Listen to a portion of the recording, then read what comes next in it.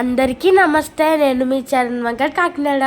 ఈరోజు నేను అఖిల భారత సివిల్ సర్వీసెస్ 2025 హాకీ టోర్నమెంట్ కాకినాడలో ఘనంగా ప్రారంభించారు.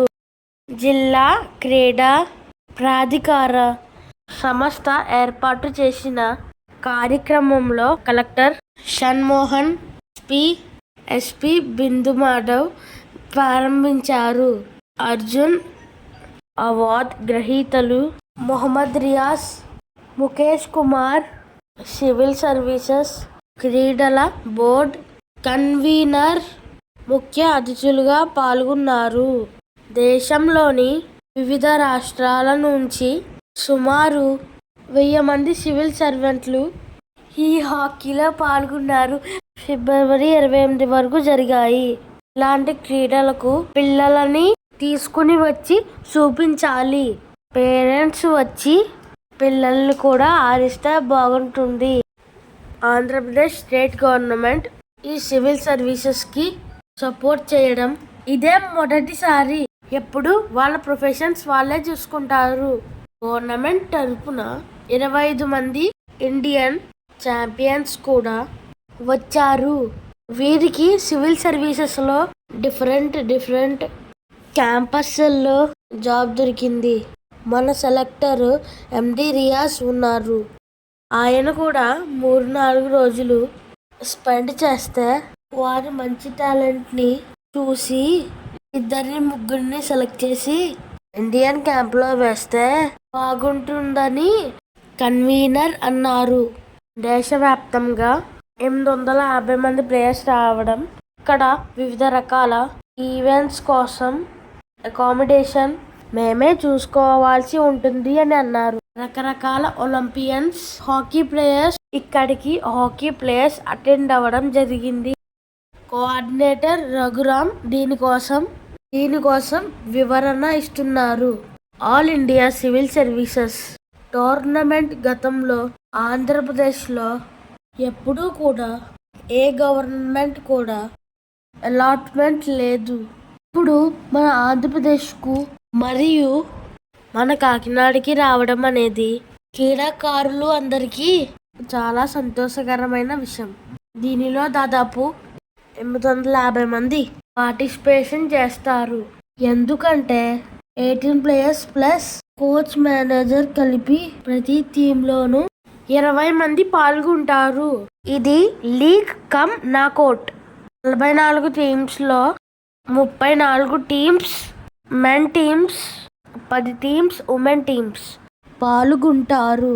అయితేనే first లీగు 2 quarter finals, semifinals, 4 finals. ముఖ్యంగా ఈ హాలిడే టోర్నమెంట్ తీసుకోవడానికి లోకల్గా కలెక్టర్ గారిని సంప్రదించడం జరిగినది. కలెక్టర్ గారు గవర్నమెంట్కు లెటర్ రాయడం, గవర్నమెంట్ నుంచి అప్రూవల్ రావడం, వెంటనే ఆయన డిస్ట్రిక్ట్ ఆఫీసర్స్తో రివ్యూ మీటింగ్ ఒకటి ఏర్పాటు చేసి ఆల్ ఇండియా సివిల్ సర్వీసెస్ అనేది ప్రెస్టీజియస్ ఇష్యూడ్ టోర్నమెంట్.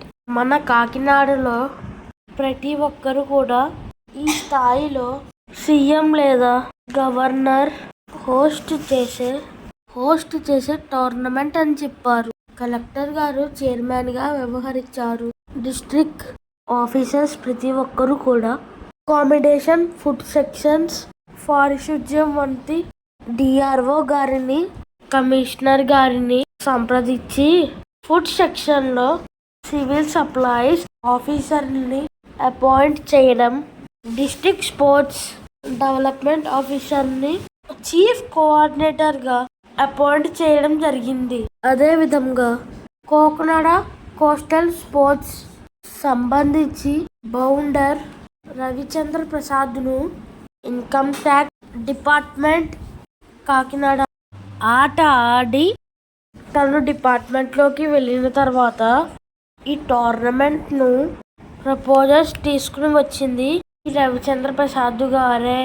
మెయిన్గా గవర్నమెంట్ స్కూల్ నుండి వచ్చిన పిల్లలని ప్రమోట్ చేయడానికి ఇటువంటి ఆల్ ఇండియా సర్వీసెస్ జరిగితే పిల్లలలో మోటివేషన్ జరుగుతుంది, ఇన్ఫ్రాస్ట్రక్చర్ డెవలప్ అవుతుంది. ఎందుకంటే ఆంధ్రప్రదేశ్లో ఫస్ట్ టైం కాకినాడలో జరిగింది. హైదరాబాద్లో గచ్చిపోలిలో మాత్రమే జరిగేవి. దాంట్లో 2022లో జూనియర్స్ నేషనల్ ఉమెన్స్, 2023లో సీనియర్ నేషనల్ ఉమెన్స్ పోటీలు జరిగినవి. దాని ఎక్స్పీరియన్స్తో మనం ఆల్ ఇండియా సర్వీసెస్ను పెట్టడం ఎంతో సక్సెస్ కావడం జరిగింది. దానికి కారణం కలెక్టర్ గారు ప్రతి విషయంలో కూడా కోఆపరేట్ చేయడం. హాకీ ప్లేయర్స్ కూడా ఈ లోకల్ ఆర్గనైజేషన్లో వాలంటీర్స్గా తీసుకుని ఇప్పటి వరకు 31 ఆటలు కంప్లీట్ చేయడము జరిగినది.